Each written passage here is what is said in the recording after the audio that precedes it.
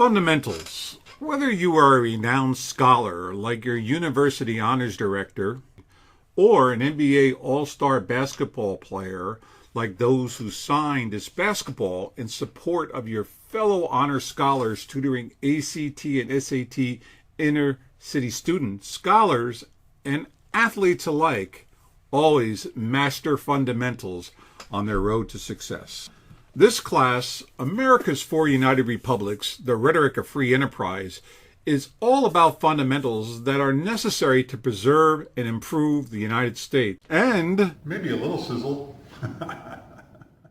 You, as a university honors scholar, represent the best and the brightest student citizens in Jesuit education.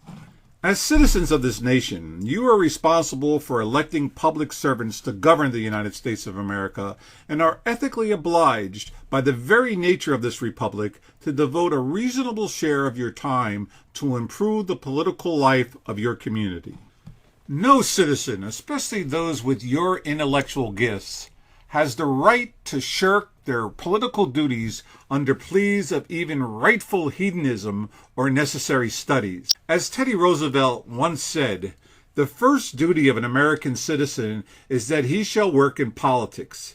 His second duty is that he shall do that work in a practical manner. And his third is that it shall be done in accord with the highest principles of honor and justice. Today, your country is facing a great crisis because the majority of your elders in Congress no longer seek common ground in the free enterprise system they inherited, which is a complex and most fluid mix of capitalism and socialism. Instead of seeking truth and justice through deliberative deliberations, your elders in Congress have become masters of epidictic oratory, praising and blaming at such extents that they no longer understand, seeking only to be understood. Your congressional elders have lost their sense of where they are, the importance of fundamental rules of discourse, and are virtually oblivious to the lessons learned from the foundational laws that created and now govern this country. This course, therefore, has been especially designed for you, the next generation of United States citizens, in the hopes that you will shuck this boomer cycle of political hypercriticism and listening impairment to become dutiful community leaders. The America's Four United Republics, the Rhetoric of Free Enterprise seminar will be divided into 3 sections. First, you will be instructed in the ancient art of discovering and implementing all the available means of persuasion for any given case. You will be educated on how to employ persuasion just as strict reasoning can be employed on opposite sides of the question, not in order that you can employ it both ways, for you must never make people believe what is wrong, but in order that you may see clearly what the facts are and what is true and just. The mastery of this art is crucial in your republic because things that are true and things that are just have a natural tendency to prevail over their opposites, so that if decisions of the voters, politicians, or even judges are not what they ought to be, the defeat must be due to the communicators, and they must be blamed accordingly. It is therefore essential that you, as a citizen of this great republic, to master the art of rhetoric. The second section of the seminar will utilize the rhetorical canon of dispositio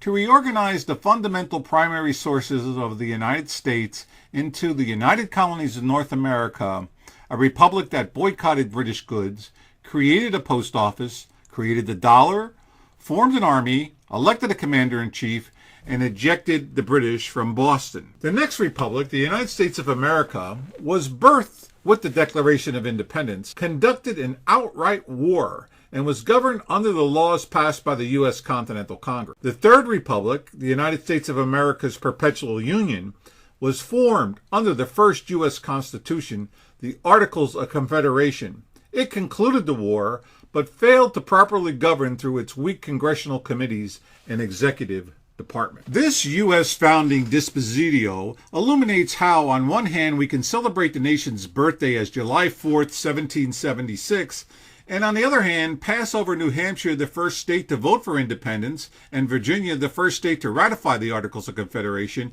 and hail Delaware as our first state on the U.S. quarter. This dispositio acknowledges that Dorothy Quincy, who married President John Hancock in 1775, birthed their 1776 daughter in Philadelphia at the Presidential House, fled Philadelphia to Baltimore ahead of the British Army with her 3-day-old child, Congress, and her husband, kept the President's house in both cities during the movement for independence, entertaining generals, diplomats, congressmen, and other local dignitaries, while at night trimming the edges and preparing them for shipment of hundreds of presidential military commissions of resolution, all signed by her husband, to the official recipients, and explains why this great patriot is not recognized as the First Lady of the United States. With the Confederation founding organized into its 3 proper republics, we then turn to the formation and analysis of your current U.S. Republic, its Constitution, Bill of Rights, and other constitutional amendments that have stood for 225 years. You will then be instructed to rhetorically analyze the Constitution and its amendments from a citizen's perspective, so you will gain an understanding of the fundamental glue that binds these United States together. We will also address the failure of key amendments passed by the U.S. House and Senate that failed ratification, like Article the First, the original First Amendment framed by the 1789 Congress, in what is popularly known as the Bill of Rights, and why this amendment that mandated congressional districts not exceed 50,000 citizens failed ratification. Another example of a failed amendment that we will address in the seminar was passed by Congress in the desperation of the secession and transmitted to the states by President Abraham Lincoln for ratification.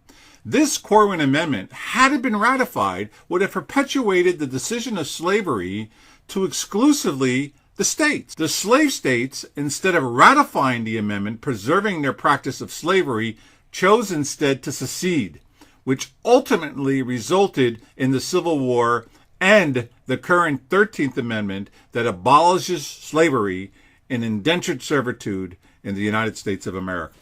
The analysis of these failed and ratified constitutional amendments will conclude this segment of the seminar. In the seminar's 3rd and final section, students will address the current political, presidential, and congressional contests. They will analyze the campaigns, utilizing the appropriate rhetorical tools in the context of the historic literacy covered in Section 2. With such fundamental founding knowledge and rhetorical theory, you will possess the ability to become a most influential citizen, championing facts, truth, and justice over their opposites. The only bounds to what your mind can conceive, believe, and thus achieve is whether or not you are willing to do the work necessary to improve your community. Yes, America's 4 United Republics, the Rhetoric of Free Enterprise, will be a challenging seminar, but the knowledge gained will serve you well throughout this remarkable century in U.S. history. Register quickly because the class is limited, but I ask that you only join us if you are prepared to work and accept the duties that lie before you as a citizen of the United States of America.